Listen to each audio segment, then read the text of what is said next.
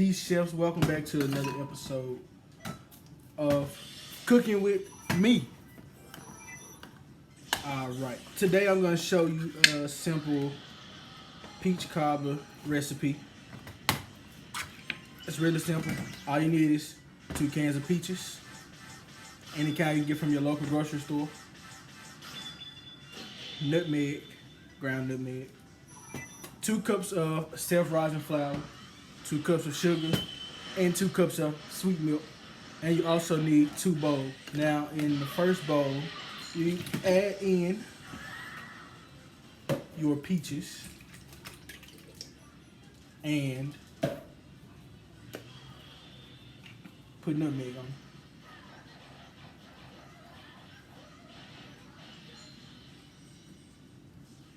Now you don't want to use too much nutmeg to overpower the taste of the peaches. But you want to put enough to taste so that you can taste the nutmeg inside the peach cobbler and inside the crust. So you just mix this up together like so. See here. Got your peaches. Add a little bit more nutmeg to them.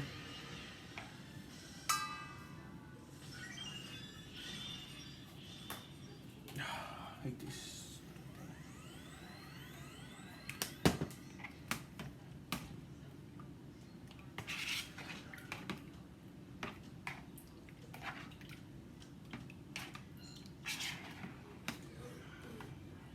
And I have my nutmeg inside my peach juice.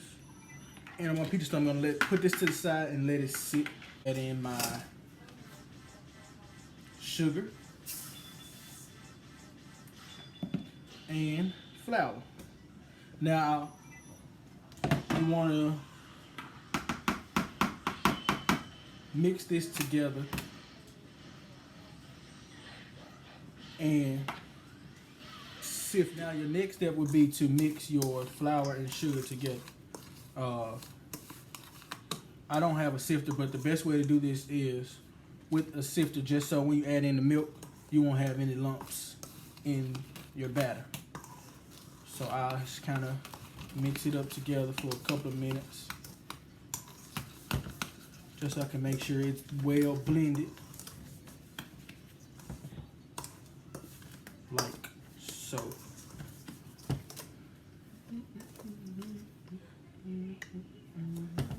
Next step would be to add in 2 cups of sweet milk or whole milk,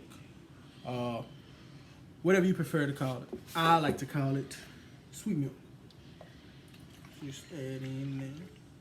You pour it to the second line, well, not the second line, but 2 cup line.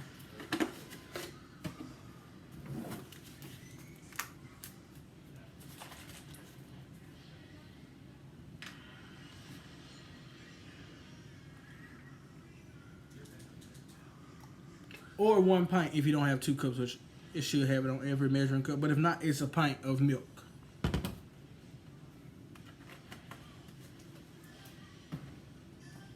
And then all you do with this is just pour this into your flour and sugar mix. And then you just stir this together. You may be able to use a mixer. A mixer might work too, even if you don't have a sifter. You may be able to mix the flour and sugar together evenly with a mixer. Just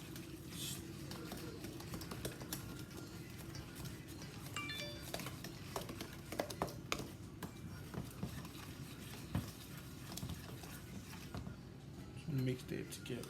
See how you have those? How I have those lumps in? You just want to continue to stir until all of the flour and sugar is mixed in with the milk evenly with no lumps or little lumps. If you can't get rid of them all, you can have small ones. You really don't want to have those because when it bakes, it's going to be dough, well not dough, but flour and sugar inside of Crust.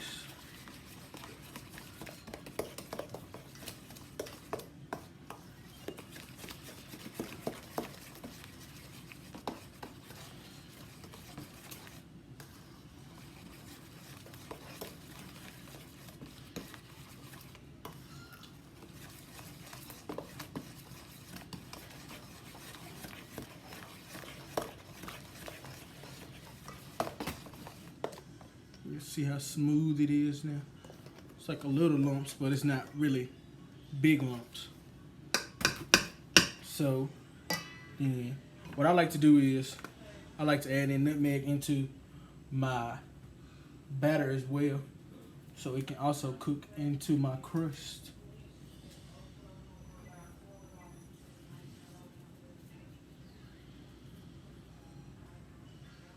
And you use nutmeg to your taste, to your liking. You don't necessarily have to measure it. It's basically how much you think is enough for you, and how much you think is enough for you to taste. All right, just mix that in.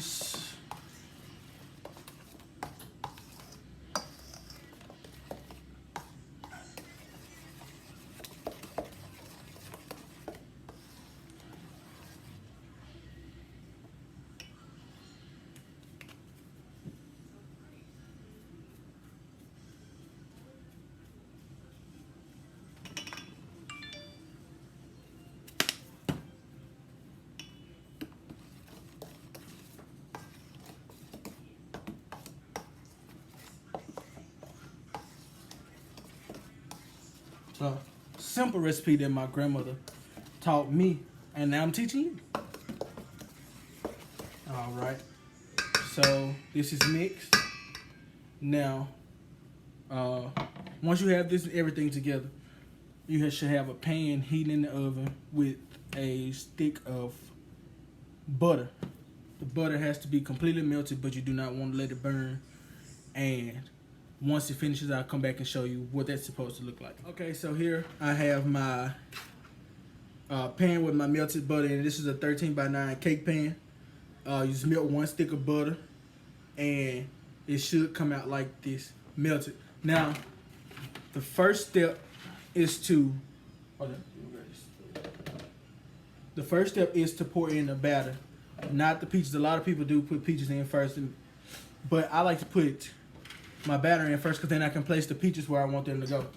So you just pour in your batter all over the pan, and once you pour it in, you'll start to see it forming a crust, and that's just because the butter is still hot, so it's it's kind of gonna cook the batter on its own. Then your next step would be to, now this is a critical part. The next step is to add in peaches, but the way you do the peaches is you start in the corners. You start in the corners on each side, a couple of peaches, and then you wanna, once you do the corners, you wanna move down the sides, and then you wanna move into the middle. So you just do like so. Add in your peaches. And you can cut these smaller if you like. Some of them are big peaches, but I just didn't feel like cutting them at the moment. And then, like I said, you just add in where you want your peaches to go. It does not necessarily matter where you put those. Now, critical part after you add in the peaches is to also put the juice in, and I'll show you that in just a moment. Put my peaches where I would like for them to go.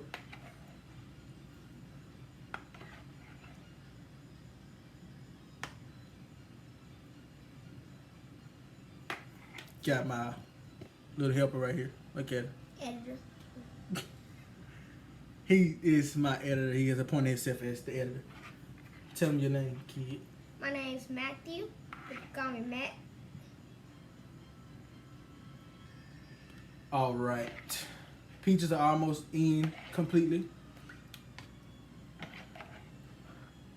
And here comes the critical part.